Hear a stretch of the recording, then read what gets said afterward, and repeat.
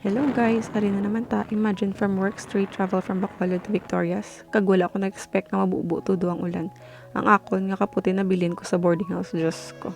Wala ko bina-expect ang patawag ko ni Papa. Ginsulod ko lang sa U-box kong cellphone ko para di mabasa. Kag nagsuksok na ko jacket. As in zero visibility na daang dalan and I am all alone. Di syempre naghinay magkapadagan ka motor ko eh. Tas ulo ko lang wala nabasa. Pag-abot ko na nibin ko dayon kag naginong Biogesic and I don't know kung advisable lang na nanyapon kag nagsugod na ko lata kay Papa. Wala na ako ka-vid kay grabe gani bay ulan eh. Dili na ko ka start time lapse kag very light na nadaang akon massage sa iya kay medyo taas sa iya BP. Gina-request gid ko na magpakulata kung daw hindi na matsyagya.